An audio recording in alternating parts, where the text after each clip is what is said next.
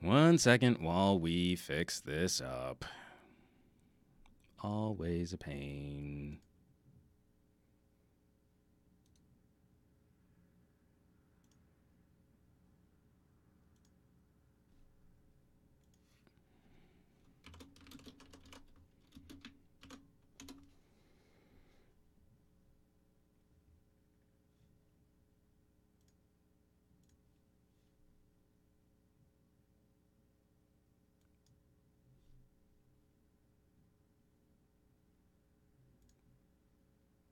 Sorry, folks. One second. I really think, I should just make this a Twitch-focused stream, because at least when the stream gets interrupted, it doesn't create, a wholly separate new video link. So welcome back! All right. Technical difficulties, not really. It's a long story, but YouTube always makes this way more difficult. And Viper's in the house, dropping some fire on my new stream here. I think I might start making this more Twitch focused. Memenglout on Twitch. Hey, what's up, buddy? You sea otter, you. Viper, what's up, man? Okay. And Q3 Becker, what's up on the Twitch? The T-Boys, good morning, happy Monday. I get to send out links all over again because I started rebroadcasting. It's hilarious. So this is one of the major problems, though, is any kind of live stream like this, it creates separate links, and then I have to go back and combine things, and it's a pain in the butt. But Twitch just sort of keeps streaming from the same homepage, so it makes sense to shift that. We'll see. Maybe I'll keep co-streaming, but this is always a pain when something borks on YouTube. Always makes me nervous, is it going to happen again? Oh, no. Sharil Abdul Rahman, next week we can all go Twitch 100%. But then Drummer Boy, no, I don't have a Twitch. We'll have to see. Oh, Gary Fleischer, your former outfit had a meltdown on Hangouts Friday. YouTube Hangouts, not super great. It's it's difficult working with YouTube for any kind of live stream. I want to get back into this news story because, like I said, I am very excited about this as a follow-up story. A couple weeks back, to repeat myself, a couple weeks back, we talked about MySpace. MySpace apparently did some kind of server migration, some type of back haul move. I don't remember the particulars of that. But essentially, they lost every piece of music on essentially years of people uploading music to MySpace. The one thing they had going for them was they were sort of like a proto SoundCloud, and they failed at their job there. So when I saw this news story as a follow-up, I was really excited because I had this sort of longer diatribe about how fragile digital media is and how we should try and support initiatives to safeguard that, to archive it when there is a service on the internet called the Internet Archive, archive.org. I love archive.org. And so, wouldn't you know it, the Internet Archive recovers 500,000 lost MySpace songs. This is written up by Cal Jeffrey on TechSpot. I could not be happier about this story. In brief, when MySpace admins accidentally deleted 50 million songs from its servers, everybody thought the tracks were gone for good. After all, some of the songs dated back to 2003. However, the Internet Archive was able to get its hands on 490,000 tunes uploaded to the service, so it's been able to preserve at least a small sliver of MySpace music history. The Internet Archive has preserved almost 500,000 songs that were thought lost forever. The music consists of tracks uploaded to MySpace between 2008 and 2010, and as you may recall, some 50 million songs were accidentally deleted during a recent server migration. This is why we need some kind of outlet that can preserve internet history. We take for granted how absolutely fragile online media is, and it doesn't take much to disrupt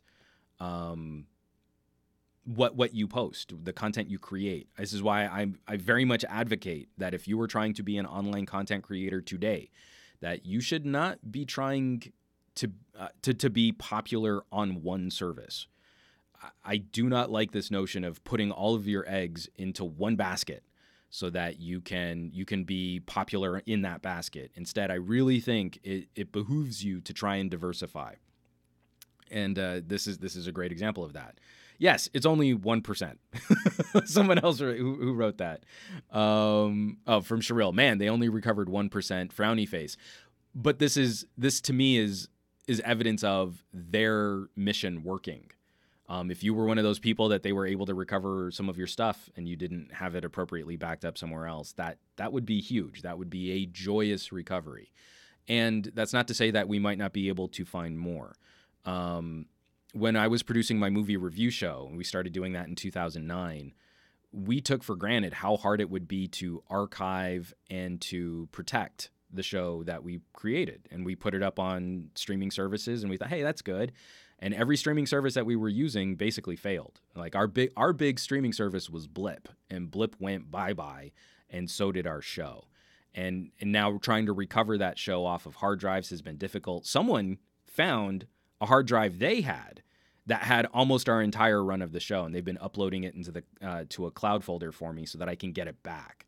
I'm actually relying on someone who was a fan of our show in 2009 to help us recover episodes of that show. And once I do, I'll be uploading them to archive.org. I love the idea of archive.org. And if you're one of those people who contributes to, publicly funded or crowd-funded initiatives, next time you're looking at like a Wikipedia donation drive, maybe consider chipping archive.org $1, $5, $10. I'm now routinely contributing between $5 and $10 a year to archive.org, just every little bit, right? And so I have a lot of things that I donate to, but they're always on my list for protecting content. And another super chat, John O'Shea, just hey Juan with a big smiley face. Hey John, thank you so much for supporting production on this podcast, on this channel, even with my technical difficulties. So, drink some water.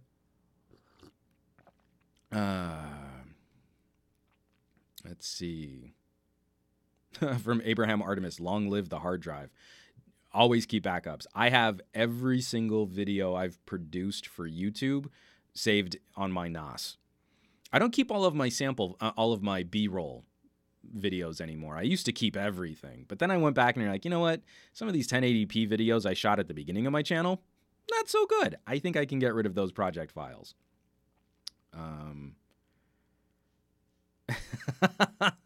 From @FatProduce. I remember forgetting to mute my PC when I'd visit a MySpace page, and I would get blasted by Hoobastank on 50% of the profiles I'd visit. And Abraham Artemis, redundancy is key. Always have backups. And I'm a big fan of having your own sort of cloud storage solution. So you get a big stack of hard drives and you plug it into your router and you have your own cloud. Oh, and producer Marie from MYMHM, my wife, my lovely wife Marie, just chiming in to say MYMHM on archive.org is a great idea. So it was it was my buddy Lee. We would be on camera just sort of riffing and talking trash about movies that no one watched. And then the third person of our crew was my wife, Marie. And so we would joke about producer Marie behind the camera. And then Lee would say something horribly racist or shocking. And then it was mostly just to get oh no, don't say that, guys, reaction from my wife. So that's good times. I think there are a dozen episodes, maybe 15 up on archive.org if you search for movies you may have missed. Old 2009, and we didn't know what the heck we were doing. We were basically trying to rip off Dig Nation, like two dudes on a couch talking about movies. But it was our labor of love, And at its peak, we were getting about 3 million views and downloads a month. And then it just all evaporated. Like, it disappeared. And that's really sad. So yeah, protect your content, back up your content. Don't rely on cloud services. All right, let's jump into some phone rumors. That's a hard pivot. I am not the biggest fan of digging into a ton of leaks and rumors, but I am starting to get excited / anxious for what we might see from OnePlus for the OnePlus 7. And so Android Authority has been trying to sort of chronicle the leaks and rumors that we've seen so far. I think it's pretty clear what we'll be getting, but something kind of surprised me. Excuse me. This is from Android Authority, written up by Scott Gordon. OnePlus 7 series tipped to launch globally on May 14th. I don't think anyone's super surprised that we're going to see a May announcement for the OnePlus 7. What did kind of surprise me was the idea that we're going to be seeing a trio of devices. And this is very unlike OnePlus. So this is from the article, OnePlus may be gearing up to reveal the OnePlus 7 on May 14th, according to speculation from tipster Ishan Agarwal. Mispronounced his name. Ishan said the OnePlus 7 series, which may include a OnePlus 7, OnePlus 7 Pro, and a OnePlus 7 Pro 5G, would be launched globally next month. And then they link his tweet. Okay, so I'm going to stop with the estimations and give you all what you want. I can confirm the OnePlus 7 series is launching globally on 14th of May, 2019.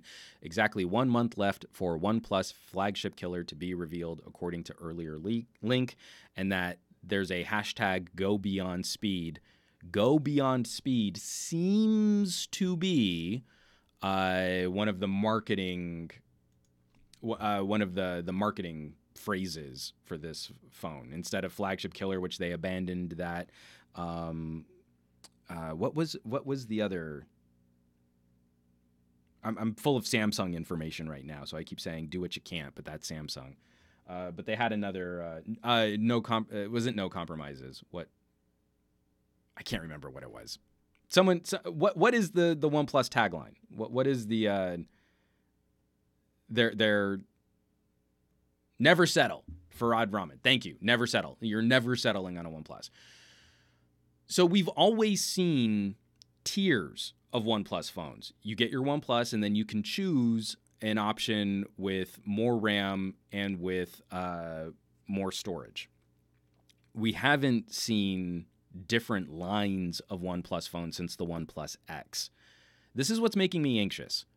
I really like the OnePlus 6 and the OnePlus 6T, I should say, for being a simple, straightforward purchasing option.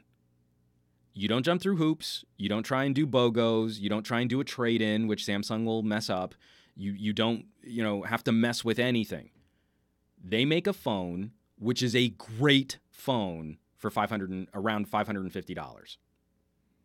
And if you want a little bit more storage, you bump it up to like $650. And from Kiwi Mad Dog 420 on Twitch, last time they tried this, we got a OnePlus 2 and the OnePlus X, not good. I agree. I like when OnePlus focuses, and then maybe there's room for something silly, right? It's still the same core phone, but then we get it in Thunder Purple. The Thunder Purple is super sexy.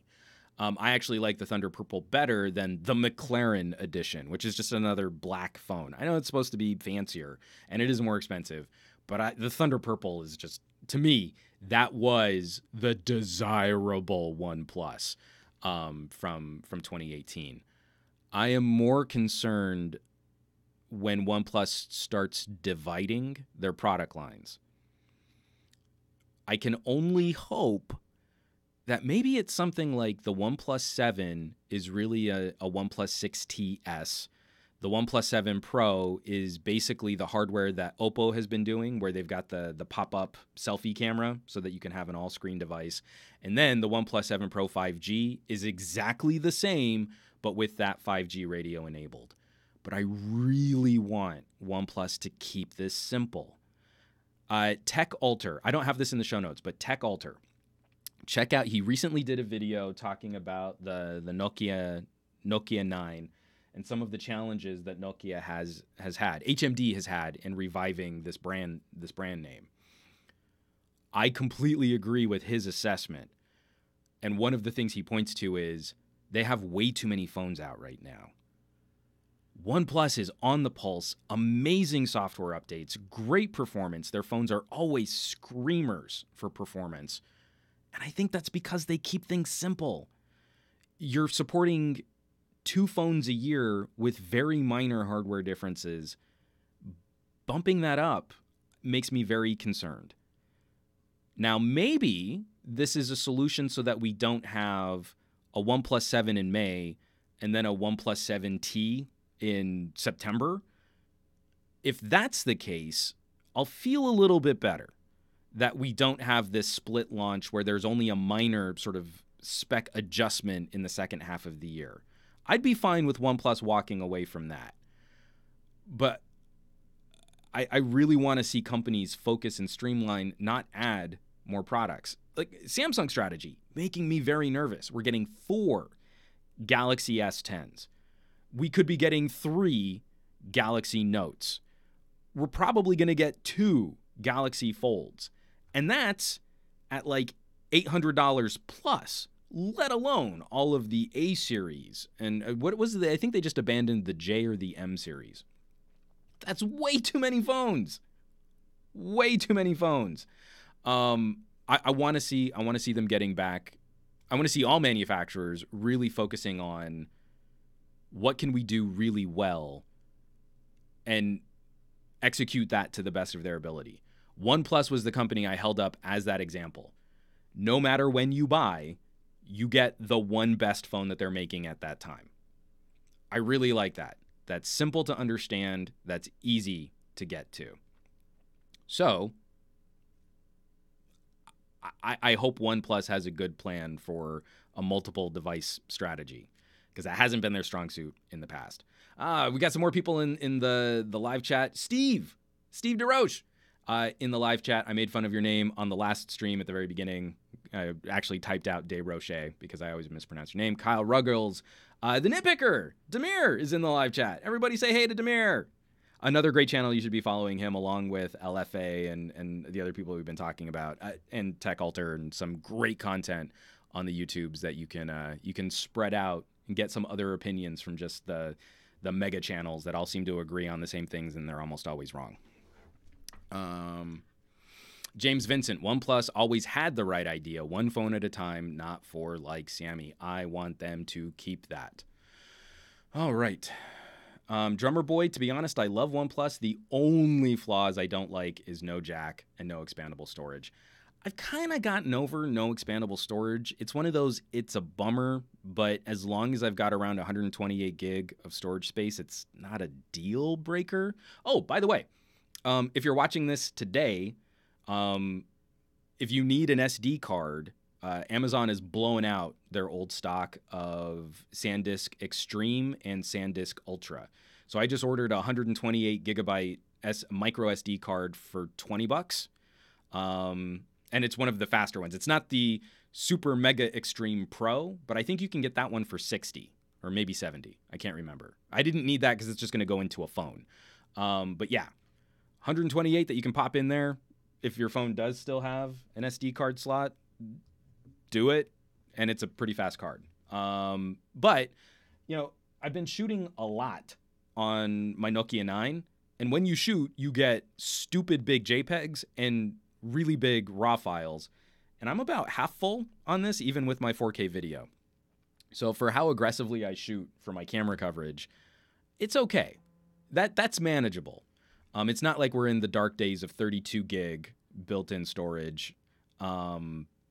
This is okay, but I would prefer, whenever I can get it, I definitely prefer having expandable storage.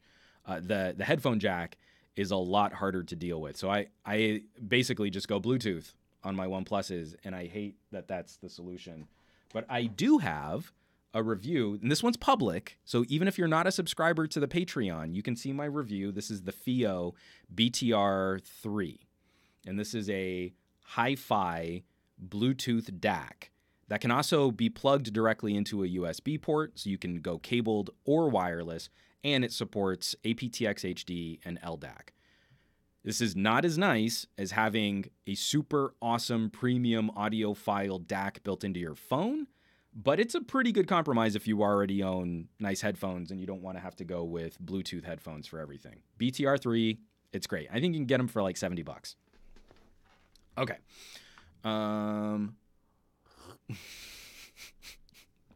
Steve, I almost did a spit take. Steve DeRoche. Sacre bleu, Jean-Charles Bagnell. That's the best. Okay, we're going to have to start having more like mispronunciation name-offs because that was hilarious.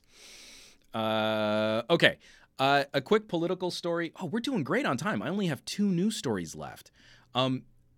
These I am not as qualified to talk on, so I'm going to keep them short, but I also really want you to read these stories, to dig into these stories a bit more. Here, I have to switch this up here. So this is again, like I like to check in on themes and trends. This is one that I think is also going to be very, very important over the next couple years of tech as consumer electronics continue to get more expensive, but also less repairable. I am very disappointed with this, not with this article, but with what's in this article. So this is coming from medium.com, and it's written up by Nathan Proctor. Let me screen share. Microsoft plays key role in stopping right to repair in Washington. A state representative shed some light on how tech companies blocked the popular measure. This is not okay. I freak out when Apple stands in the way of a consumer's right to repair a gadget. Sorry, this isn't part of the article. Let me go back into my face. And if Microsoft is pulling the same things, as they've been making products like Surfaces, which are increasingly more difficult to service and repair, we need a stark market correction to tag companies that make it more difficult for us to keep products around longer as more rare earth elements go into them, batteries. We don't want these things falling into landfills and becoming toxic, but they're making them more disposable so that you'll flip your gadget faster and you'll have to upgrade more frequently. That is not okay. And I really like what Microsoft is doing in terms of design and in terms of feature set. But if you go to iFixit, I'm very disappointed that they've been doing this at the expense of being able to repair and to service these products. And then you get a story like this, and that's not okay. Now we need to stomp on this behavior a little bit harder. Let me go back into the article, and I had a paragraph in it, and now I've lost it. Repairs save consumers money, and it reduces the amount of waste that goes on the scrap heap. But when only the manufacturer has the ability to fix our electronics, they can charge whatever they want for repairs. And they can also push us into buying a new product altogether, adding to our waste problems. That's why WashPIRG, P-I-R-G, has supported right to repair reforms. I'm assuming, I don't know what PIRG stands for. Prevent manufacturers from monopolizing repairs. Earlier this year, Washington's right to repair, I don't know what PIRG stands for. Okay, sorry. Earlier this year, Washington's right to repair bill passed out of committee. One more time. Earlier this year, Washington's right to repair bill passed out of committee for the second session in a row with strong bipartisan support. But also for the second year in a row, the bill was put on ice before it went to a full floor vote. Now, one of these lawmakers is actually putting up why that happened. According to State Rep Jeff Morris, Microsoft played a leading role. In an interview on iFixit's Repair Radio, Morris, who was the original sponsor of the bill last year, claimed that word on the street was that big tech companies, specifically Microsoft, marshaled forces to keep the bill moving out of the House committee. Representative Morris further claimed that while he didn't see the, quote, smoking gun, quote, there was a tax proposal here to pay for STEM education. Furthermore, in exchange for Microsoft supporting that tax, having right to repair die was a condition. That is not okay. Again, it's not bribery, but that's undue influence in a political process where the citizenry overwhelmingly supports being able to fix these things. And someone brought up, hold on, let me see if I can find it. Mr. Cormer, YouTuber Louis Rossman, who I've mentioned on this podcast several times. If you really want to get deep into tech and repairs, someone who's very angry at Apple, has been dealing with that with Apple. He's also been dealing with this with Microsoft. So if you go through and you see some of his videos, I think he's got some experience and some learned commentary. I don't like everything that he says, but when it comes to repairing things, I think he's pretty spot on. And he's been pretty savage about Surface laptops too. That the repair process for a Surface laptop kind of doesn't exist to be able to fix it. Like it's so difficult to disassemble that you'll probably damage it more trying to fix it. Such a huge flip in this industry from when I used to use like old IBM laptops. You're like, you'd need like an automotive socket set to crack into it, but you could get to everything. You could repair everything. I used to, there was a batch of, I think it was the T30, where you'd get bad exciters, and I had to replace it 3 times on my T series, but you could. And it was like, by the time I sort of did it, after I did it the first time, it was like a 10-minute fix. You pop out the screen assembly, I put in this card, it was like $20. You didn't have to replace the whole panel. The screen was fine, just the backlight exciter would burn out on that, and then staple it all shut, and you'd be on your way again. Now we've sort of focused in on this, how unbelievably thin and how bad for thermals can we make something, so that you can't even get the full performance out of it. You can ask Core i9 MacBook owners about that. But now it seems Microsoft not doing any better. As I dig into this story now, and as I'm making tech recommendations for my family, I will start looking for other manufacturers to support. And especially for people who are wanting nicer PC hardware, increasingly I'm looking at recommending gaming laptops. Even for those folks who don't game and are looking at other types of things like content creation or video editing, they're baller powerful. And this new crop of Razer and Asus gear, and other manufacturers too, it's just those are the two I'm most familiar with right now. Much, much easier to crack into and replace components. Some really exciting stuff. Oh, isn't one of the new Dells coming out where you can even replace the chipset? Oh, man. So that's huge benefit for a portable computer, and you sacrifice a couple millimeters of thickness over something like a Surface Book 2, and you get an insanely powerful machine that you could potentially upgrade to a newer CPU over time. That's amazing. So if you're watching a podcast like this, or if you're listening to a podcast like this, you are probably that person in your circle of family and friends who has that kind of sway or that kind of influence. We need to be aware of things like this. If Microsoft is responsible for killing right to repair, I can no longer in good faith recommend Microsoft hardware products. I can't. That makes me very disappointed in their business practices as a company.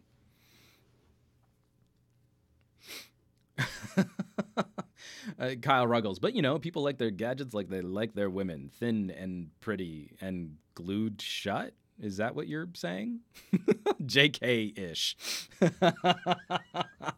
From LFA, the immediate reply, I think he's replying to Kyle Ruggles, I prefer thicker laptops.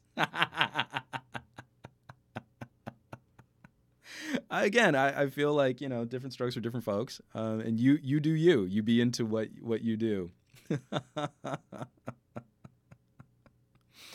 From Ari Kazwara. I am watching this while doing some upgrades to a ThinkPad X230.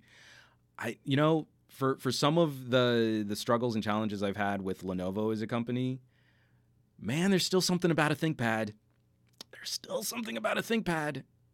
In my brain, they are still linked with the premium, business grade, durable, awesome, bulletproof computing experience. I very much enjoy the idea of a ThinkPad.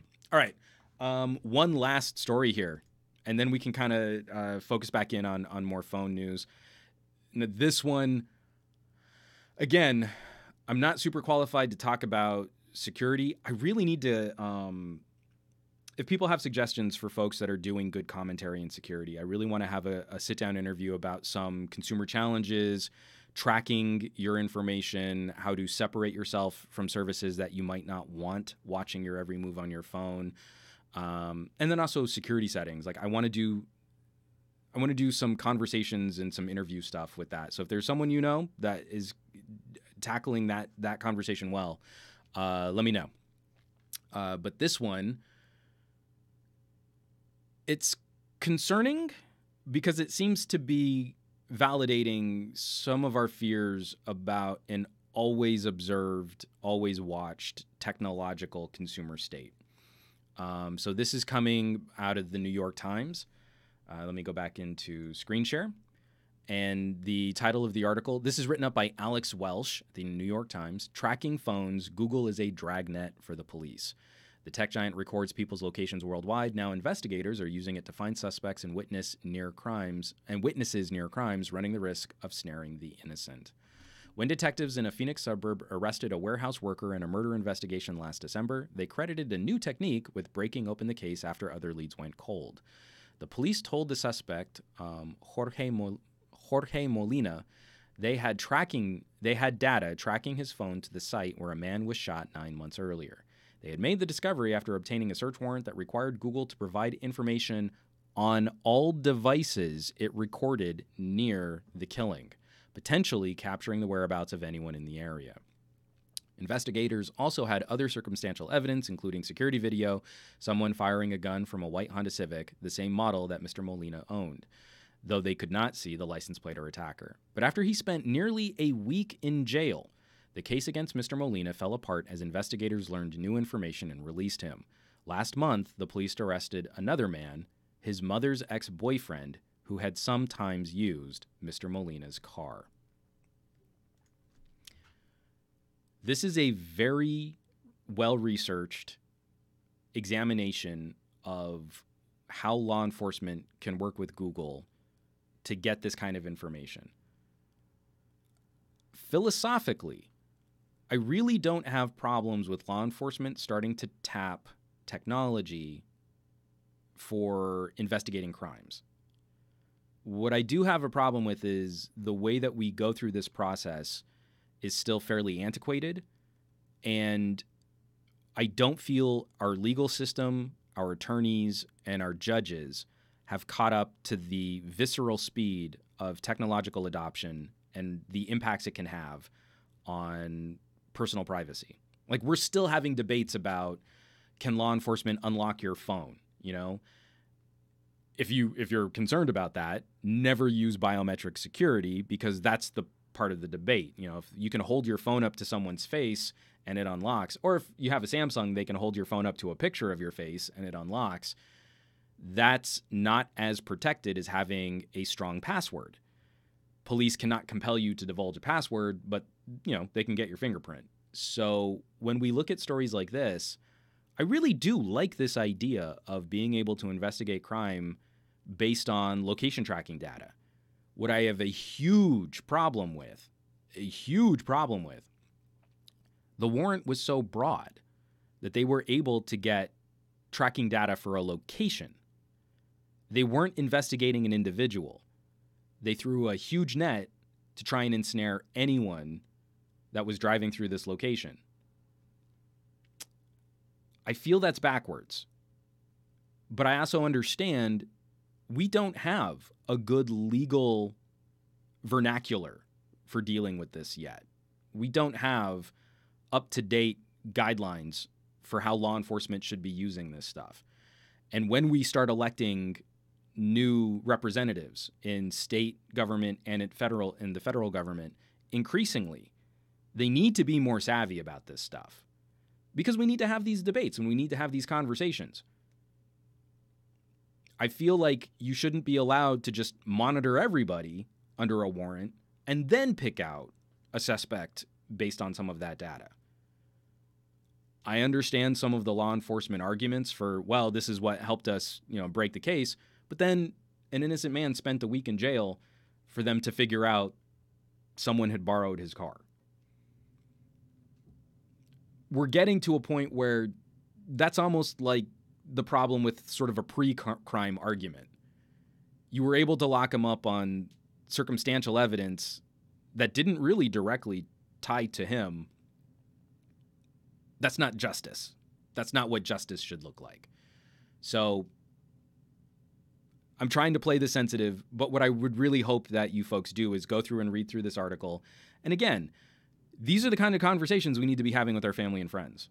There are some great settings on an iPhone to disable ad tracking and location tracking and ad-based location tracking. But by default, Apple keeps that stuff on. So you have to know to go and do that to disable this kind of stuff. Google makes this even more difficult. You turn off GPS, it's still tracking your location. So I feel like the more marginalized members of our community are unfairly targeted in these types of wide net scenarios. And then outside of that, this really does serve, I feel, a disservice to everybody who uses these technological products in good faith. We need reform. We need reform, and we also need a grown-up conversation about what we should be able to do and what we should be able to track, and how law enforcement gets that information, and then what's publicly disclosed. And that's the last sort of link in this chain that always seems to get disregarded or ignored. I feel like this wouldn't be as scary if there were better public resources for the citizenry to engage with lawmakers and law enforcers. And right now, there just doesn't seem to be much interest on the political level for enabling that. From SD Sakuragi. Sorry, I'm bad at names. This is on Twitch. Scarier is Google records all your Google Assistant queries and you can't bulk delete them. I don't know that that's scarier. That's what's so freaky is the amount of information that you put into a service like Google is extreme. I think it starts to get to scary when, okay, I'm putting on my tinfoil hat. I completely appreciate those people who want to try and separate themselves from Google and Facebook. But Google still keeps a file on them. If you email someone and they have a Gmail address, Google is still tracking your behavior. It doesn't matter how you try to separate yourself from that. Apple loves to play up that iOS is more secure than Android. But dig into your Siri settings. Do you have a choice of what search engine Siri uses? Because it used to be Bing, and you didn't have much of a choice there, and now it's Google. So they don't profit directly from selling off your user behavior data, but then they profit insanely, billions of dollars a year, by keeping Google as the only resource that Siri can tap into. You can't get away from that. You could use every Apple service. You could not have a Gmail account. You could never use Google Docs. You could never use Gmail or Google Maps or anything like that. And yet the second you fire up Siri, that behavior, that search, going straight off to Google, and Apple got to profit from that. And same thing, ad-based, location-based ad tracking, ads, good options to disable them, but they're on out of the box. So we need to be those resources in our social circles where we can have the grown-up conversations and weigh those pros and cons and say, this is how you can safeguard this. This is where you might be taking a risk. And, do svidanya. Go have fun with your technology. Just be aware that these things are happening and that you probably don't have a say in how all of this is being managed.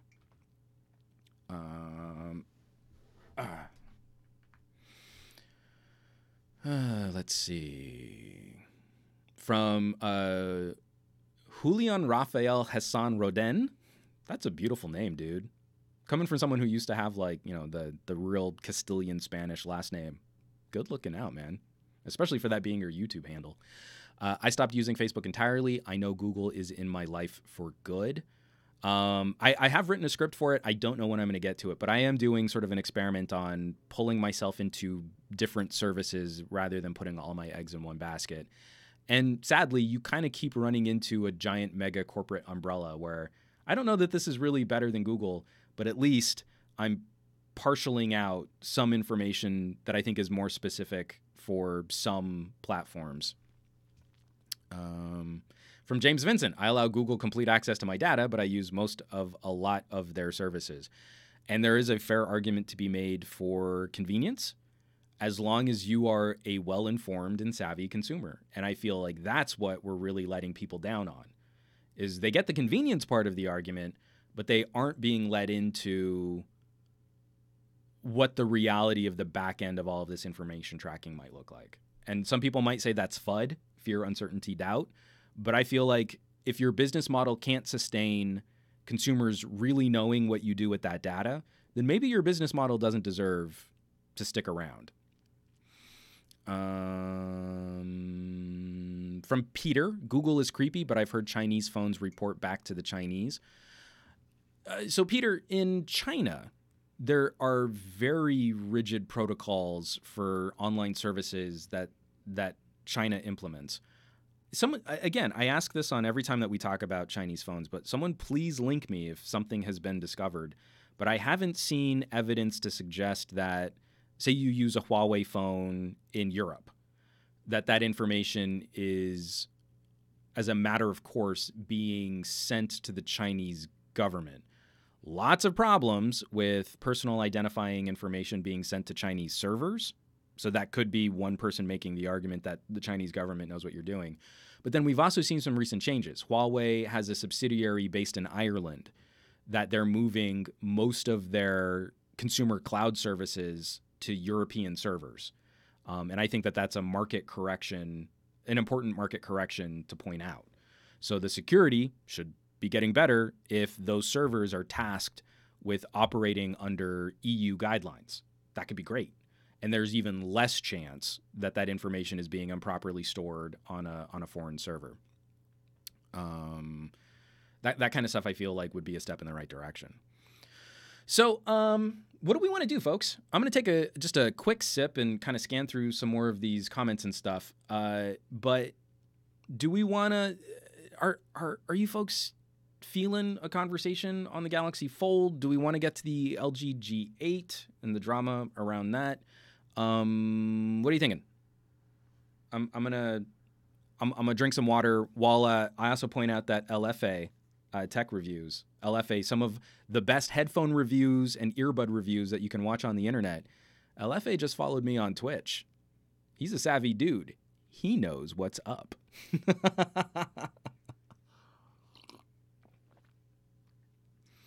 All right. I'm seeing Abraham Artemis, Ronald Sims, James Vincent, James W. Votes for the G8, G8, G8, G8. Aditya Anil, forget the Fold. Please talk a few seconds on the Fold. Want to know you're more in-depth on the G8, G8, G8. Okay, let's talk about the G8. And I want to open this up. As I'm kind of going through some of this and some of my second week impressions of the phone, hit me up with questions here. I have been very disappointed in the quality of conversation surrounding LG, and I think it's a very good example of how tech conversations on YouTube become extremely toxic echo chambers. I am going to have an editorial video coming out tomorrow where I'm going to dig into this in a little bit more depth. I've done the final edit on the timeline, and it's a 15-minute video. But to sum up that video for people viewing my podcast, so you don't have to watch that whole thing, you should still watch the whole thing. I don't believe. I've had a lot of comments from people saying like, oh, well, like this tech reviewer is totally bought and paid for by Samsung. I don't believe that's the case. I've met too many tech reviewers who genuinely work hard on their content. But what I feel is important to point out is a trend where popularity matters more than analysis. And the example that I use in this editorial video that I'm going to put out tomorrow is, let's say your channel is dominated by Galaxy fans, Samsung fans, not the soccer club. When you have criticisms of a Samsung device, you know, they're not so bad. You can get used to this. This is a problem, but, you know, the phone is objectively the best. It's the foregone conclusion. You want a Galaxy. And that's because there's a huge consumer base for Samsung phones. So you make them feel good about their purchase. The problem is the flip side. It's really hard to have a diverse conversation on a YouTube channel right now. And there are far fewer LG fans or Moto fans, or I don't know if there are any HTC fans, current HTC fans left. And that makes me sad. But a part of that is because now when your channel is dominated by a Samsung audience, when you get a competing device, you could try and give it a fair review, but that's going to upset the louder and more obnoxious Samsung fans on your channel. So it's increasingly likely that it's just way easier to make Samsung fans feel good about their Samsung purchases by not really fairly reviewing competing devices. And while we're going through this live chat, if any of you want to pull up another browser, let's play a quick game. I've pointed this out on MKBHD's channel before. Last year, MKBHD did a hands-on video with the LG G7. What was MKBHD's final verdict in his full review of the LG G7? Question number 2. Shortly after the LG G7 launched, MKBHD did a camera roundup. Where did the LG G7 fall in the rankings on that camera lineup? So find his LG G7 hands-on video, and then shortly after that, he's got a camera roundup. How did the LG G7 rank? And third, in his LG V40 review, he mentioned that he felt the G7 was a woefully underrated phone. That's my word. I don't think he said woefully, just really underrated phone. What was his reasoning for calling the G7 an underrated phone while reviewing the V40? Play around with that. Go check out his channel. Beautiful work. He shoots on a Red. It's really, really pretty stuff. But I feel like there's an echo chamber at play which unduly influences tech reviewers to continue supporting only that which is going to be popular. And if something's not going to be popular, that's when you use that thing to support what's already popular. I feel like my channel would be getting much better traffic if I just only talked about iPhones and Samsungs. If I did 10 videos on the Galaxy S10 and, you know, those drama videos, I'm dumping Apple. And then next month you're back on an iPhone. Oh, I'm switching to the Galaxy S10 from an iPhone fan. And then next month you're back on an iPhone. Or, oh, Galaxy Sheep tries an iPhone. And then next month you're back on a Galaxy. I'm losing faith in Samsung. And then next month you're on a Note. That's all YouTube drama. None of that has anything to do with really using these devices or having an appropriate conversation with people that want to look at a good fight. And that's where the G8 is really getting pooped on. For all of this, I still have to lay a significant amount of blame on LG. They are not leading the discussion on their 2019 flagship phone.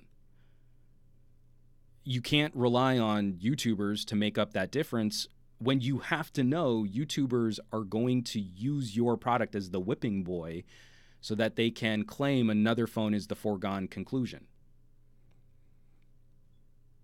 Samsung has a much bigger marketing budget. Samsung has a huge PR budget. And Samsung has also done some really savvy things in like courting YouTubers to be in their commercials. So, you got that SAG-AFTRA fee for being in a commercial when they license a part of your video to be in a Samsung commercial. I'm not saying you're bought by Samsung, but that probably feels real good when you're saying nice things about Samsungs, so that maybe you also kind of slow your roll. You kind of cool off on the harder criticisms when a criticism comes up for the Galaxy. Again, not saying they're co-opted, but you don't get the same kind of perk if you say nice things about an LG. You get a rabid Samsung fan base telling you that you're wrong because someone else said that there's only one foregone conclusion winner, and that's a Galaxy. It's not a great look. But it shouldn't be too surprising, right? Because Samsung as a company set the tone for the discussion about their products. Do what you can't is inspirational or aspirational or whatever we want to call it. But, let's not hide behind the fact that Samsung made a huge chunk of their audience on mocking rivals. Can't really piss off Apple fans the same way that you could. Right now, I actually have to give Apple fans a lot of credit that most of them are just over it. That kind of squabble, that tit for tat with Android versus Apple or Samsung versus Apple. But when you set the tone for your marketing as mock competitors, I think that does kind of filter down into the types of consumers that are apt to resonate with that. And those are the types of people that I think get the most toxic on YouTube comments. So it's frustrating. Let's see. Sharil, LG is not marketing properly, as in outside of major markets, and they're not even marketing properly in major markets. You need to put some faith behind that message. You need to put some effort behind putting the product out there, and I'm not seeing it. They launched a phone in the United States, which is a baller competitor to the medium Galaxy S10, and they're silent. It looks like they don't have faith in their product. This is not the time to say, oh, it didn't sell as well, better cut the marketing budget. If you're serious about phones, this is the time where you double down and you dump some more money into marketing, and you don't just put the phone in J-Lo's hands. You go across the spectrum. You should have billboards, TV ads, radio ads, and really savvily try and talk about what makes your phone different. Don't put out LG G7 commercials talking about Google Assistant. The V40, they did a much better job of talking about the V40, but those ads still evaporated after a month or two. Kyle Ruggles goes into a store to buy a new phone. Ooh, there's a new LG phone I did not know. Ooh. Kyle, I'm going to add to that hashtag things that never happen. From Zuriel, when I upgraded to the G8, I told the rep I have been a Samsung fan out of convenience. I still went to the G8 though. From Yolanda Rowe, I haven't been in the comment sections recently. Coke versus Pepsi. Well, Yolanda, you really should stay out of the comments. I mean, find appropriate forums for tech conversations, because it's increasingly not YouTube comments, but it's even more visceral than Coke versus Pepsi. From Fat Produce, I wish they would have a commercial showcasing their manual still in video camera controls, especially if they do it in the vein of the old Apple commercials. Where is our quad DAC commercial? That is literally a defining feature of the phone, and they've never done a United States commercial. They did this amazing mini documentary on the V20 in South Korea that they never put good subtitles on, but you can find it on YouTube. And they're doing brain scans of people listening to higher quality audio. That's brilliant. Put that out here. I mean, my G8 means that I don't have to walk around with a $400 to $500 dedicated audio player because I care about the audio that goes into my ears. That, for me, is a nice cost savings over owning a Galaxy. And James W., yeah, those commercials did not run long enough. So there's a sort of this popular idea that you should get an S10e because LG has brought nothing to the table for the G8. It's just not worth it enough for the monies, and it's not innovative enough. And that, to me, has been a very frustrating conversation to have.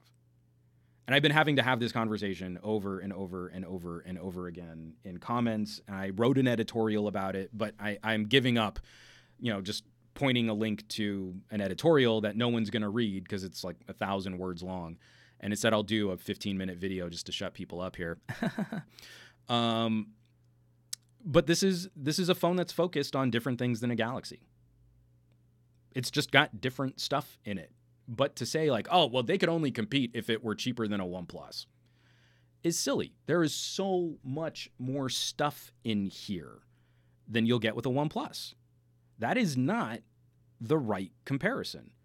It might have things that you personally don't need or don't want, but they built a phone that has more stuff than a OnePlus, and I feel it's got stuff that handily helps it compete against the Galaxy S10. So the quad DAC is obviously something I point to because I care about my ears and I like having good audio. But the killer one for me, they want to talk about gimmicks. And so when you do these air gesture things, although the phone just unlocked, which is awesome. I've never had it work that easily with the palm unlock before.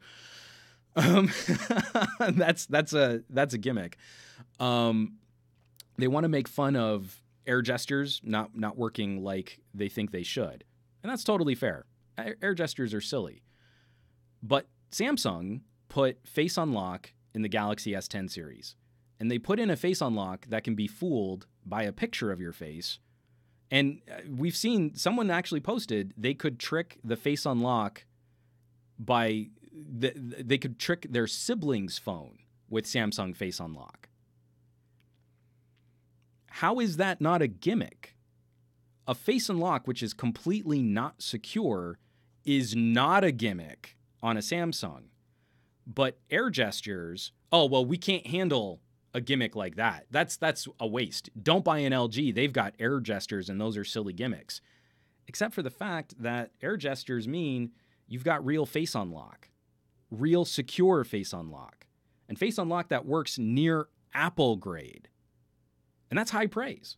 So I'm willing to suffer a notch for actual better security. The Galaxy is less secure. And consumers aren't necessarily going to be tapped into that because Samsung put it on there. And now the trust and the faith is that Samsung wouldn't put on a feature that wouldn't work well. But that's just marketing. And that's having a bigger PR budget. That's getting the message out, but that doesn't make it less bad. From @FatProduce, the air gestures strike me as something that they came up with after they set up the Face Unlock hardware for an added marketing feature. And it totally is. And that is the definition of a gimmick. But to point to air gestures as a gimmick that you pan the phone for and then not talk about secure Face Unlock is either horrifically ignorant or is completely disingenuous, that you are cherry-picking data points to help the Galaxy win. And that is not what we should be doing as tech reviewers. So there are a bunch of things that you can point to where I feel like these are comparable devices. My argument is not, let me make this abundantly clear. My argument is not that you should buy a G8 over a Galaxy. My argument is simply they are comparable phones. And not the S10e, but the G8 to the Galaxy S10. A $900 manufacturer retail price to an $850 manufacturer retail price.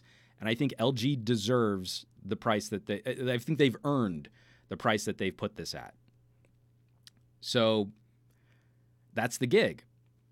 But again, if you're a savvy techie, you never pay full retail for a phone. So if you buy this puppy unlocked right now, it's still on sale for $700. $700, and you get a phone that handily competes with the $900 Galaxy S10. Totally does. So getting into the phone, the fun things. This phone has been great. I love the rear-mounted fingerprint sensor, and I love having a gesture to drop my notification shade from that rear fingerprint sensor. I don't use Face Unlock a lot because I like having the phone unlocked before I hold it up to my face.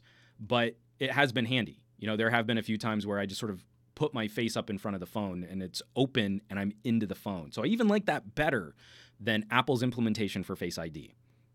I think it's really handy.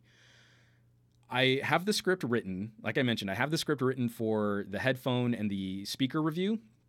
That's going to be a Patreon exclusive, doing the deep dive on the audio.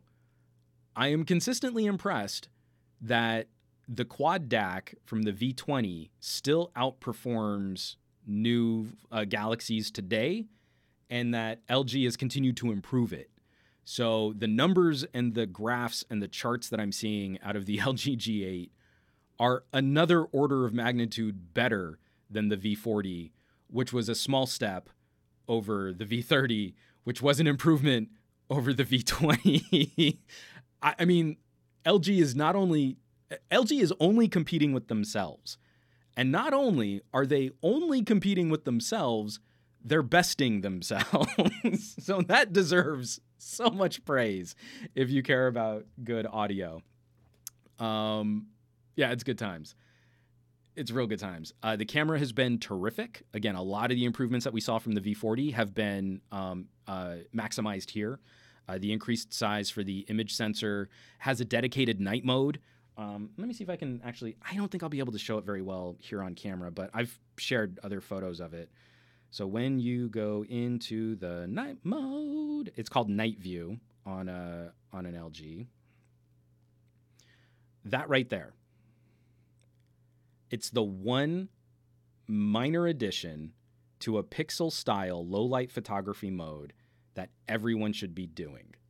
So instead of it being completely automatic, I mean, you can just push the shutter button and you get a great night view photo. But that slider allowing you to control the brightness of the night view is amazing. You can blow out every highlight and make it super, super cartoonishly bright. Or if you're like me, I like photos at night to be dark and contrasty and edgy.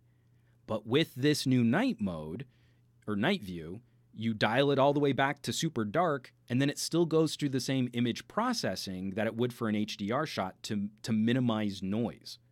So you get that dark photo, but you get way less of the wormy grain that you used to see on the V30. That's awesome. So it's all of that same low-light photography processing, but you don't end up with a unicorn puke candy-colored HDR photo of something at night. You end up with a dark urban Gotham photo at night. So I like that layout. I like that slider. I know the Pixel has similar things too, but the whole focus of the Pixel is less about those controls being sort of camera accessible and more about, oh, you push the shutter button. LG's implementation of this, I think, is more straightforward and direct, and it shows because they have the best collection of manual modes on any camera app that you can use on any mobile device. So those kinds of things go a long way. The auto mode processing, much improved. HDR processing, substantially improved. All of these things I feel are now properly competitive with phones that have the better auto modes. So you get kind of the best of both worlds. This is the only camera to offer true manual video controls, and they've improved that where your slow motion video has true manual controls. So you go into the manual camera app and you can shoot 1080p at 240 frames per second with control over your shutter speed, manual focus, ISO, white balance. That's amazing. I mean, like, seriously, that's silly. I want to shoot everything. I'm going to go back to HD video so I can shoot everything at 240 frames per second because it's crazy. This is a real big deal. I like this phone a lot. So for me, if you're going to spend $700 on a phone, this is the clear front runner. If you were spending MSRP, so the full price of the phone, this is the better pick if you like premium multimedia features, like better audio, better headphone audio, and better camera creation tools.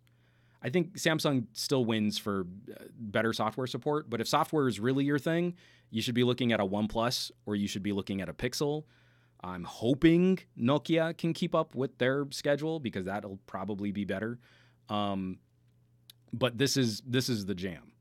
I don't miss the zoom sensor. The V40's implementation of zoom wasn't very good. Wide angle is phenomenal, and you get manual controls over the wide angle for still photos and for video. Like, that stuff is all killer. There is nothing like this as a platform. You just have to put up with some LG issues. I mean, the UI, I don't love the UI, so I slapped a Nova launcher on it as soon as I was done with my preview videos. So that's always a bummer. I do not like their app drawer. It's so poorly implemented. But outside of that, this is amazing hardware. From Sharil Abdul Rahman, wonder if LG took some codes from the Pixel Gcam app. I mean, everyone's been influenced by it. Everyone is using now sort of a multiple burst processing for making photos. Even the iPhone. Your normal photos on an iPhone are now more HDR. And it looks like they're taking a rapid burst of RAWs and smushing them all together to make better dynamic range. Or same thing with like a Nokia 9, right? You get images from 5 cameras and you smush them all together. And I think they're more bracketed than they are raw burst. From Art Dog, unfortunately, most YouTubers don't go into the settings like you do, but will do a review as if they have.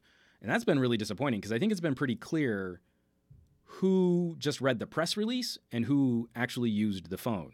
Because if you really used the phone and you're talking about what average consumers really want and you point to camera performance, oh, well, they've got the best manual modes, but oh, Pixel. LG's auto modes got way better last year, and the G8 improves upon them even more. So again, I'm now more confident with LG being the better Spectrum phone. Great options for people who want to keep it simple. The best options for people who want to dig into the minutia of controlling their content and really getting the look and the feel that they want.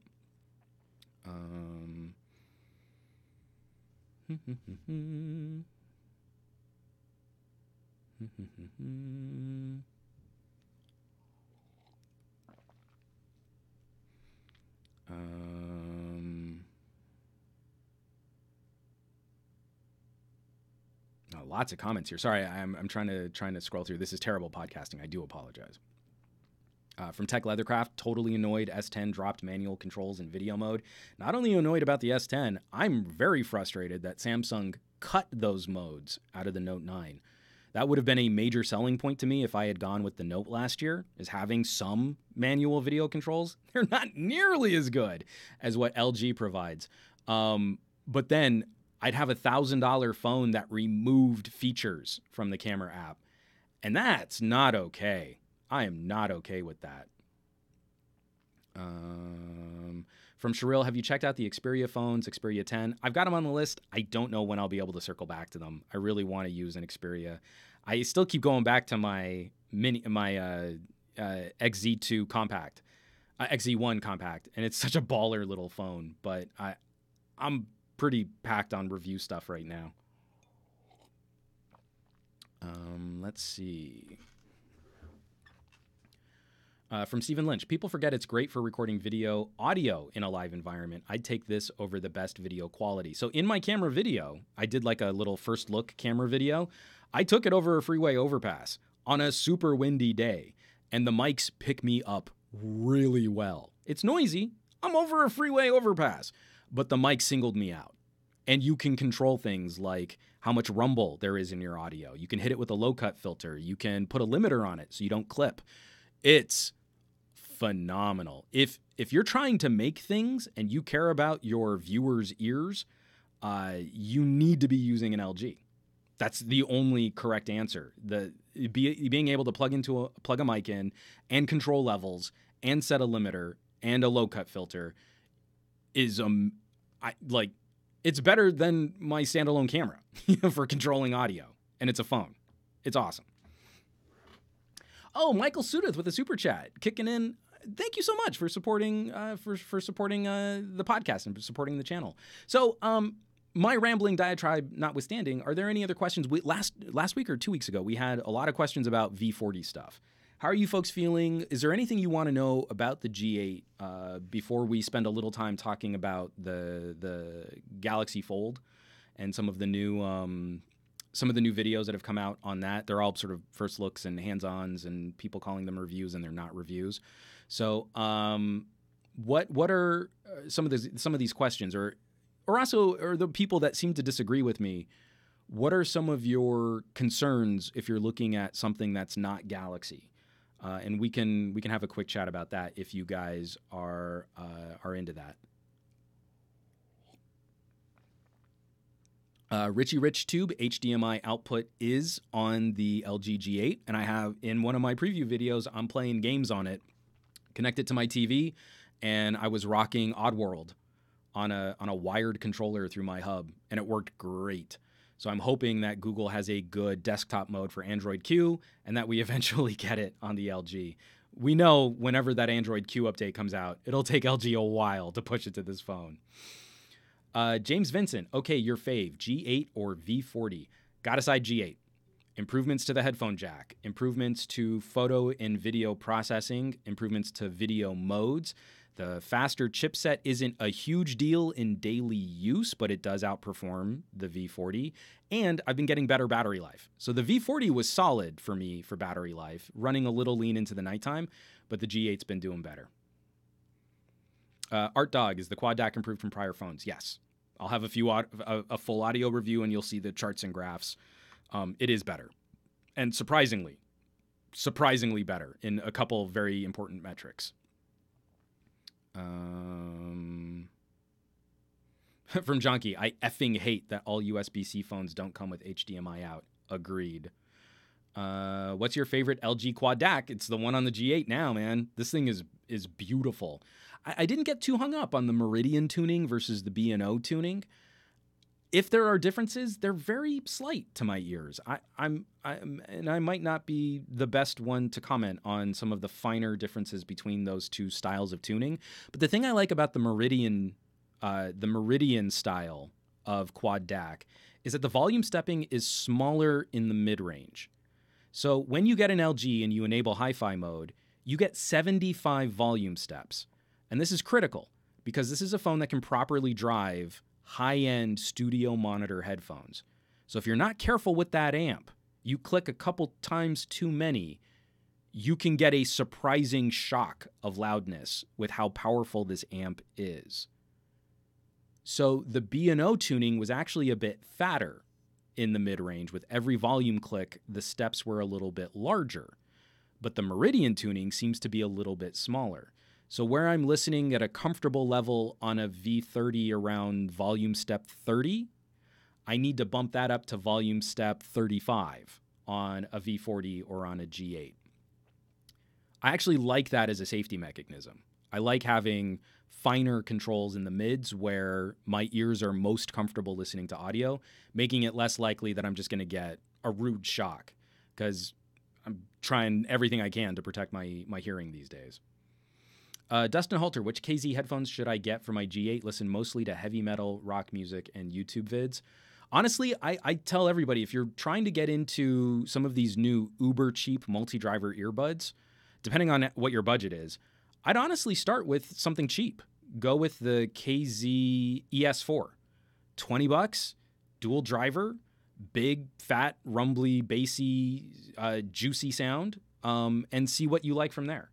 If you want something that's a little bit cleaner and brighter and more detailed and nuanced, you could look at an AS10. If you want something that's like the ES4 but even more extreme and juicy, you could look at the ZS7. You're climbing into the $40 to $60 territory there. $20, the ES4 are really great to start with. Let me see. Oh, and that's part of the problem. I got a couple Twitch comments, but my Restream chat had locked up. That's no fun. Sorry about that, SD Sakuragi. This is the problem with running multiple co-streams and trying to keep all the chats separate. When something jams up, I'm not getting notifications like I should be.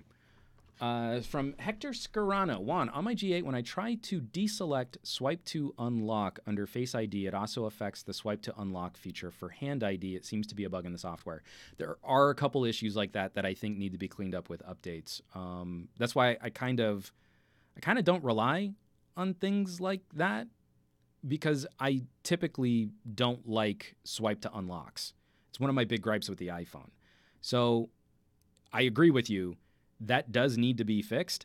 Right now, it's kind of it's kind of broken in the way that I like it. So I haven't been too bothered by that. Tony Pazzo, call quality on the LG G8 ThinQ. So I mentioned this in one of my reviews, in one of my videos, not reviews. I haven't done a review yet.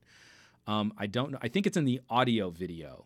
The earpiece speaker works very well for calls. It's funky because you've got to kind of slide the phone around until you find where on the screen it's actually taking the call, where the speaker actually is. But when you turn that up, it's got just a little bit more of a vibration to it. So it's not bone conduction. It's not like what Kyocera was doing with tissue conduction, but it's kind of close. It's got a little bit of an extra buzz to it, and I feel like that does help with call quality over some of the tiny little earpiece speakers that I've used in the past. From Goran Petrovic, I feel like the G8 is what the G7 should have been. Won't upgrade from the G7 because the G7 is totally valid. In spite of the bigger battery, newer processor, screen on the G7 is brighter, and 3.5 is probably similar. The G8 is absolutely an iPhone S model phone. There's so much of the DNA left over from the G7. It's just refined. And that's why I always liked being on the S model years for iPhones. Every major problem that the iPhone had was fixed on an S model. Antenna gate on the iPhone 4, fixed on the iPhone 4S. Battery issues on the iPhone 5, fixed on the iPhone 5S, made even better on the iPhone SE. Bend gate on the iPhone 6, fixed on the iPhone 6S. I mean, the list goes on and on and on. The S model year was the better phone to be on, though it was the less sexy design. And I have zero patience for tech reviewers that are like, oh, it's just not as pretty. You need a hole punch. You need a hole punch because that's pretty. This isn't as pretty. I hate notches, but this notch is actually giving me secure face unlock. So it's a compromise. But if my compromise is a prettier hole punch versus a truer biometric security lock, I'll go with security over pretty anytime. And then they also completely disregard the camera bar on a Galaxy S10 is ugly. The rear camera bulge, that's ugly. That hard rectangular strip breaking up the rear of the phone, it shouldn't weigh huge on your purchasing of a phone. We're talking about minor aesthetic differences. But the flush rear cameras on the G8 are really pretty. We want to talk about making a sleeker design, something that you would put under museum lighting and kind of rotate on a pedestal. Some kind of lazy Susan. That's a benefit. That's a design perk. But no one's talking about that with any seriousness as much as they are, oh, the hole punch. I need a hole punch. Because I want my phone to be unlocked by my sibling's face.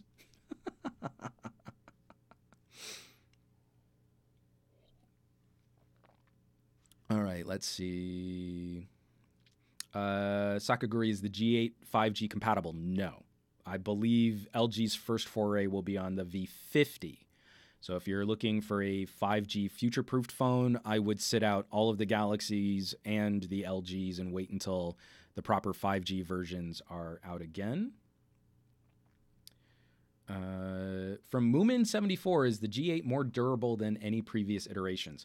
It's hard to comment on durability because I refuse to do gadget destruction porn, but like the G6, V30, V20, V40, and the G7, the G8 is rated mil-spec 810G.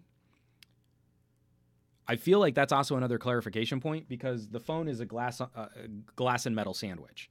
So if this takes a corner drop, it's still gonna shatter, right? It's glass. And glass is a dumb thing to make a phone out of. Just everyone's doing it these days.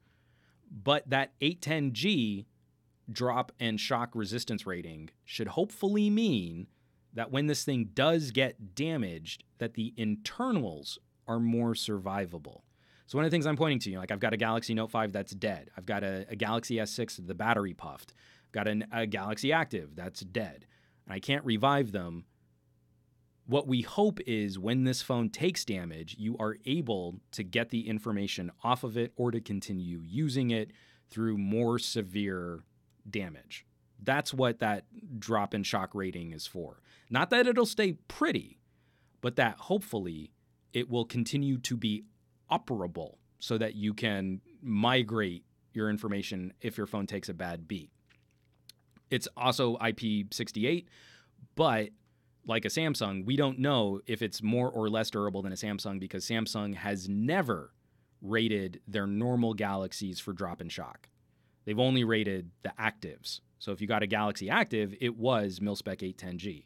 They don't do that on the Galaxy S. So LG actually pays for that drop and shock resistance rating.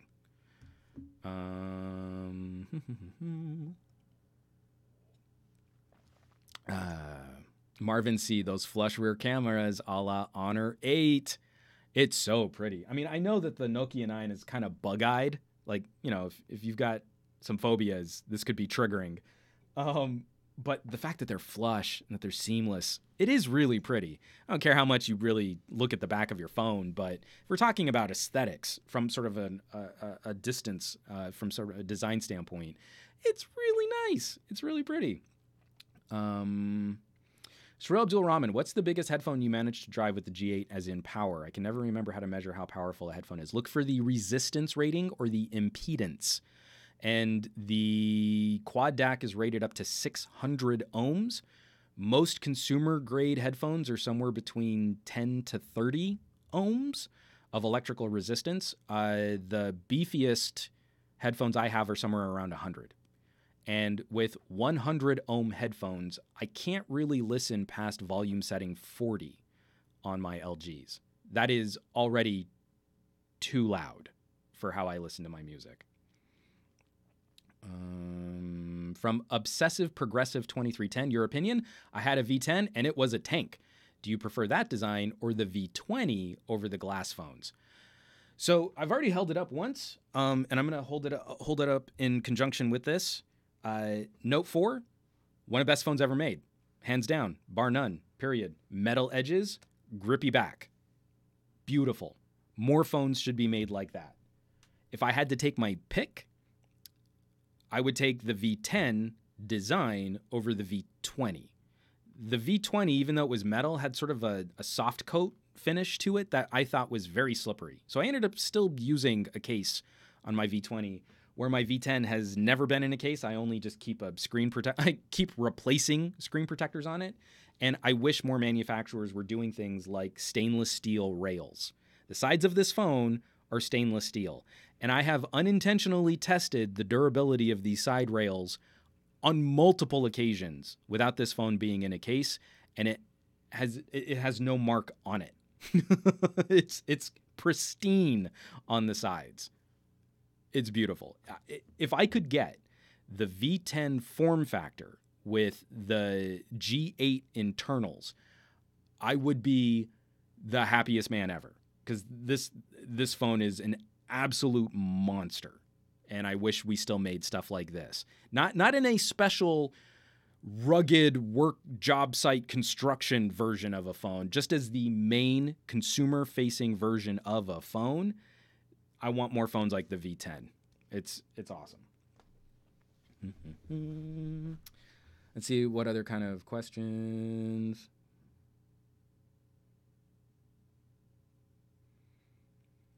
From Harry's Beauty, do you think $1,000 LG V50 Plus free dual screen is going to be worth it? Until I get my hands on the phone, I don't know. But the improvements that I've seen on the G8, if you're coming from a 2 to 3 year old phone, I think it'll be a solid performer. But I would also still say, like I repeat what I said before, I don't think you should buy any premium flagship phone at full retail. So if we're looking at the MSRP, if you didn't jump on Samsung BOGO deals or trade-ins or perks, you should not spend $900 on a Galaxy S10. And same thing with an LG. I don't think you should spend $850. But right now, not that I'm shilling for Verizon, but someone sent me a tweet on this morning.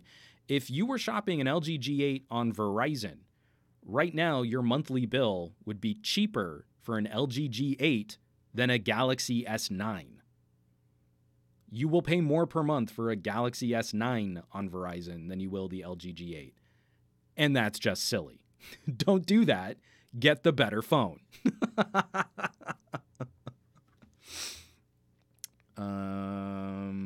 Richie RichTube, I want IR blasters back. I do too. From LFA, the company I work for just gave me a Galaxy S8 Active. I'm shocked at the sheer weight of this phone. It feels like a tank. The Galaxy S8 Active, I wanted one of those so bad. I had to give it back when I gave all of my Pocket Now phones back. The smaller screen, the flat front screen, not curved display, chunky, rugged, grippy material surrounding the whole phone frame, and it had the biggest battery on a Galaxy S with the smaller screen. The Galaxy S8 Active was the last perfect Samsung phone. And I didn't cover Samsung last year because I wanted a Galaxy S9 Active, and they never made one. You know what I should do? I actually should. I should go and look up and see if anyone's selling a Galaxy S8 Active. I need that phone in my museum collection of devices. That's when I got off the Samsung train. That's when they absolutely stopped making phones for me. I would kill for a Galaxy S10e Active. Make it rugged and make it brutal. It's so good. Richie RichTube, T-Mobile G8 going for $610. $610. So all of these people that are sitting there armchair quarterbacking, oh, I would only buy an LG if they're pricing it like a OnePlus. Well, there you go. Except that they're not, because they're going to stick with the brand they like, and they're going to ignore all the things that they're sitting there and complaining about when they're talking about phone pricing. Oh, the only thing you can do for LG is compete by giving away everything and charging the lowest possible price. Except that you still won't buy the phone. So that person is irrelevant to the phone conversation. It's so bad. All right, we got a couple minutes left here. We're right on 2 hours, especially just taking up a little time from when my stream rebooted on me. How are you folks feeling about the Galaxy Fold? I am phenomenally underwhelmed. I am not going to be spending any time with stupid expensive foldable phones. These highlight videos do nothing to impress me with what foldable phones might solve. And I'm already tired of the commentary. So you know, like how I said, if Samsung is really popular in your community, you start glazing over criticisms, right? So you go and you watch like The Verge or CNET. Who is it? Did the Washington Post have a hands-on? Someone called it a review, and you're like, that's a lie. You can't have reviewed this phone. But you start seeing like, oh yeah, you know, like, I guess the whole, you know, that the screens aren't flush, I guess that doesn't bother me. And, you know, if you hold the open Galaxy Fold dead on and you turn the screen brightness up, I mean, you kind of can't see the crease in the middle of the phone. I guess you'd get used to that. And you notice how they're tripping over themselves to point to the criticism, but then saying, oh, but you know, you'll get used to it, or it's not a big deal, or it's a ridiculous notch, but you couldn't find any other solution for the cameras. How could you? Or the tiny little front porthole screen when the phone is folded is okay. It's so big it doesn't fit in my pockets, but maybe you could use a fanny pack, or men should start carrying purses. That could work for your $2,000 phone. Watch them jump through these hoops. Watch them sort of excuse these faults, because I guarantee you they will savage similar criticisms on any other manufacturer. They'll absolutely murk any other phone that has similar issues with these very first implementations of folding phones. But Samsung's getting this, well, because I got a sneak peek and Samsung viewers are a big part of my audience, like, it's okay. You could get used to it on a $2,000 phone that doesn't have 5G. Come on, son. Sherrill, that is absolutely my favorite joke. And every time it pops up, I'm mad that I didn't say it first. From Sherul Abdul Rahman, the fold is not unfolding the right watt for me. Oh, I thought you were going to make the joke about the wallet. The Fold is not unfolding my wallet for me right now. James Vincent, I prefer the Huawei Fold. It looks like, for everyone that was complaining about, like screen durability, I don't like the look of that crease. I really don't on the Galaxy Fold. So I'll be curious to see how Huawei's implementation of that improves or makes the phone more fragile. But again, I'm not going to spend a minute with a Huawei Mate X at $2,600. And do you know why? One of the reasons why. One, I want Google to give us proper desktop modes. So in Android Q, you plug your phone into HDMI and it shows up like a Chromebook or like a PC on a bigger monitor. I just backed a Kickstarter for $200, a full laptop dock. It's called the Nexus 2. I think those early birds are gone. I think retail is going to be $300. So let's pretend LG ever gets Android Q out to the LG G8. This phone you can get for $700. You can buy a full laptop dock, a full 13-inch HD display, keyboard, extra large battery, USB ports. Plug this in and use your phone like a full laptop for $1,000. And that, to me, is phenomenally more useful, easier to use, easier to carry, easier to travel with than a big, fat, thick, foldable phone, which will be more fragile and more expensive than a true laptop replacement strategy powered by your phone. They're not comparable right now. It's no contest right now. So if you could give me a laptop dock or a tablet dock, so I just have a normal, perfectly fine, pocketable phone. And then I go, and then bam, I've got a tablet. Or I go, and I've got a laptop.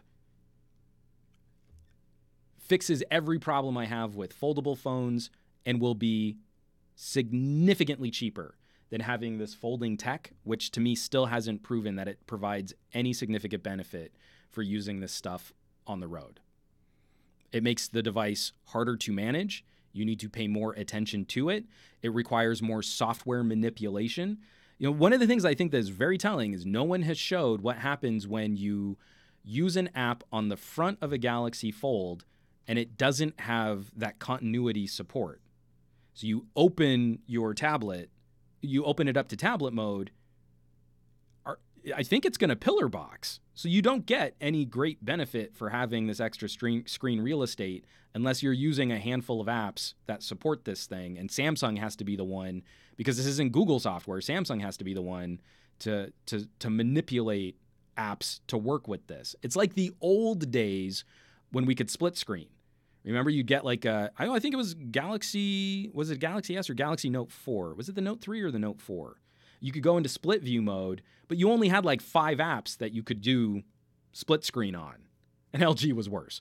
It wasn't until Android built that in natively that you could use any 2 apps in split screen mode. And the Galaxy Fold looks like it's going to do the same thing. But again, no one's really showing that because these aren't real reviews. They're just hands-ons. They're first looks. Oh, Sharil Abdul Rahman replying to Aditya Nil, Next Dock 2, the $199 early bird is still available.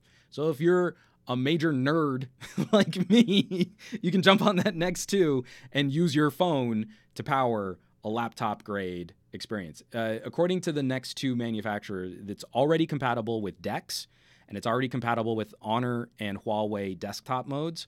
And so as long as Google doesn't screw up Android Q, it should be compatible with all phones at some point coming out. From Art Dog, I doubt many apps will be compatible with the Fold phones. Again, it's going to be when Google addresses that in Android Q, right? It's going to be limited until it's native. And that's another thing, like, it's pretty sweet. I like that Samsung software engineering has figured out how to solve some problems, but it's going to be limited until it's native. And again, at $2,000, we should not be glossing over how terrible that front screen looks or how much taller and thicker and bigger this solution is than a normal phone, or we have zero data on what the realities of having a bendy, foldy plastic screen that's glued in place with special adhesives for flexibility is really going to react when it's hit with different markets, different arid conditions, different humid conditions, and that it's more expensive than a really nice laptop. Come on. This is at best a beta program. This should never have been fronted as if it could be a real consumer-facing device. This should have been like a Google Glass Explorer program kind of thing, just to show off the tech and get people excited about it. Don't pretend it's a real phone. It's not. And Peter backing me up on that sentiment. Huawei made their phone so expensive that they can get credit for making it without actually having to sell any. I don't want to be hating on folding phones. It's just I've never thought that this was going to be the solution for mobility. It doesn't make my day easier to have a bigger screen that needs both hands to use it. At least a Note gives you a good reason for why you need to use two hands. When you engage with the phone two-handed, S Pen is a phenomenal perk. But if you don't have something like S Pen and it's just, well, I have to hold it with two hands and I'm out and about and I'm doing my day and I'm wrangling my toddler, that's not a benefit. That's not a perk. That extra screen real estate doesn't help you do more things during the day. From Spinner, I remember that I had a Galaxy Note 10.1 and it only allowed multitasking in a couple of apps. Let's see. Shril Abdul Rahman, Android Q will get desktop mode once Pixel devices get HDMI output. Again, I mean, like, you get a Pixel for software on that phone. That's it. The Pixel is basically a more expensive Nexus. It has never been a hardware device. And I'm a hardware junkie. I came out of, putting my hands into the guts of like old PCs and my 8088, my family's 8088 XT, and soldering crap together to make it work again. I'm a hardware guy, and I can suffer some software compromises because of it, but I just can't make up the difference on a Pixel in that same way. Like, to me, the big fight is like Pixel versus OnePlus, because both of them do very well with software, and then you trade like some of the more extreme performance. I like the design on the OnePlus a little bit better, versus some of those Google-specific features that the Pixel absolutely crushes. Like camera performance. OnePlus needs to step up their camera game.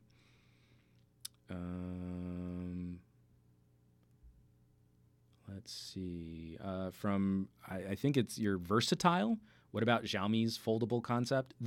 I forget which one. Someone just did exactly what I've been asking for, in that the phone is sort of a 2x1 rectangle, and then it folds into a square, sort of like a makeup compact size device. And that to me would be really exciting. So I could have a normal tall smartphone when I need it, and then I could just fold it in half and have sort of something that's a bit more pocketable in my Levi 501s. Something like that could be really cool. Also similar to what they're supposed to be doing with Motorola and a Razr concept. That kind of stuff I like better. I don't want a mini tablet that can kind of fit in a pair of cargo pants. I want a smaller phone that can be a bigger phone when I need it. That to me makes me a lot happier. Motorola Razr, the Razr concept, not the Razr phone from Razr, the gaming manufacturer, the Moto Razr. Moomin74, my worry with the phone doing everything is, will it hold up over time? I think it's never a good idea to put all your eggs in one basket. That is an absolutely fair criticism in an age where none of our phones are really that repairable. Moomin74, does the G8 still have LG's Q-Slide apps? Sort of. You have a ticker that replaces the second screen. So it's like this little sliding bar, slide screen thing. It's kind of like an Edge edge panel on a Samsung phone, but I tend to disable that kind of stuff. But a lot of those little like note and quick access apps are still there. I don't feel like they really brought much of a benefit to the overall phone usage. And you have to know they're there, and you have to practice using them, and you have to get good at them.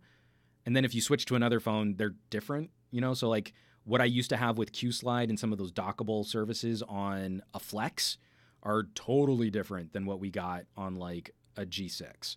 So that kind of stuff I think gets in LG's way, because that's absolutely another fair criticism of LG is while I think that this stuff has been improving, it hasn't been consistent.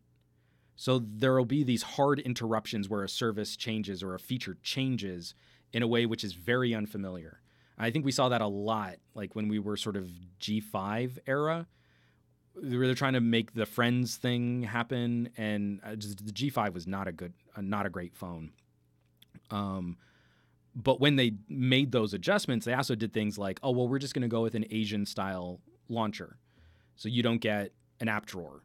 You're like, that's a dumb move or a dumb change to make. And then they walked it back, like they had to put out an update where they corrected that. So those types of things are always difficult for me to unravel. So I tend to just not use them. Because I have to switch phones so often, I tend to try and keep a pretty clean layout that's easily accessible. And I don't see so much of the benefit where like Samsung's custom software, LG's custom software, when then you pick up a Pixel or a OnePlus or my Nokia 9, and the general UI is just screaming fast, super clean, excellent management of background services and multitasking, and it gets out of your way. So I want less stuff in my way, and I want to use the phone better. Hey Juan, LG V30. Oh, this is from Sasha. Hey Juan, V30, V40, or G8 for email, calls, video, and audio production. I'd go with the G8. From Moomin74, the G5 got Oreo recently. Again, LG. They're slow, but sometimes they get there. My V40 still doesn't have the most recent update, and it drives me crazy because I love my V40. My unlocked version is the one that's lagging behind on updates, and that drives me nuts. Let's see. From SD Sakuragi. Uh-oh, my stream got a little wonky there. Hopefully it just corrected without borking it again. My Nokia 9 PureView needs swipe down from anywhere. I'm this close to installing Nova Launcher just for that feature.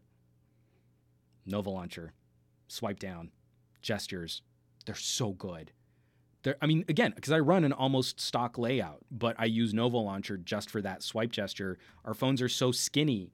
I don't want to have to move the phone to get to... Look at how I have to hold the phone in one hand. So I'm always doing some sort of balancing act. Whereas when you're on your home screen, you just go whoop, and your notification slides down from anywhere. And then, I want to get into my app drawer. I don't have to go down to the pill. I just swipe up. See where my thumb naturally lands. Nova Launcher fixes that problem for me. That's how Android should just be. All right.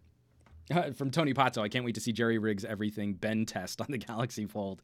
So I was at, you remember the Flex Pie Royale, the Royale with cheese?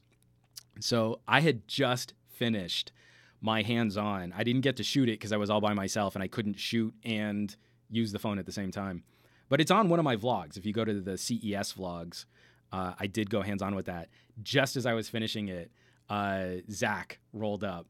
And people just swarmed the Flex Pie because he was there, and we all wanted to see: is Jerry gonna snap a phone in half? Is he gonna do it live? So that was pretty exciting. Yeah, my stream is starting to get a little wonky, but we're right at 2 hours, so we should probably start wrapping this up anyway. Folks, thanks so much for such a fun conversation. Thanks for going with me on this journey and helping me to air my grievances, the world of technology and how we review phones, because I think there are certain manufacturers who are getting the short end of the stick when it comes to fair commentary and critique and criticisms of our technological products. Again, those little bits of housekeeping. If you want more info on the LG G8, very soon I will have that. Oh, stick with it. Kind of hang in there, stream. Oh, you're about to fail. It's back in the green. Okay. I'm going to have the LG G8 audio review going out to the Patreon. If you go to the Patreon right now, you can see all of my camera samples that I've been shooting so far. So you can see some of the photo performance, the low light, the night view, raw files from the G8. All that stuff is super good, and I think it's gonna fail. Oh, stuck it right there. And then also catch that creator chat. John Redinger, an amazing conversation with someone who's at the top of his game right now and doing some amazing work with some really cool stuff, especially in his post Techno Buffalo life. LFA review kicking in a last second super chat while my stream is about to fail on us right now. I've got to hold on just a little bit longer. And then I do want to tease, because I'm super excited about some production kit. I just got some new wireless lavs. So these are the Komika WS60, and we're going to be doing a full review on this so that we can talk about other ways that you can get better audio for the cool things that you make in your videos and on your videos and your smartphone content. So thanks so much. You guys know where you can catch me around the rest of the internet at Some Gadget Guy on the Twitters and the Facebooks and the Twitches and the Instagrams. You guys know next Monday, I'm going to be having another Monday morning tech chat show, so I hope to see you there. And have a phenomenal week. I want you to have an amazing week. I want you to be awesome. I want you to do awesome with your technology. And drop on back by. We'll have a lot of fun talking about some new news stories and some new phone reviews and some other stuff too. So thanks so much. Have fun. Be well. I love you all.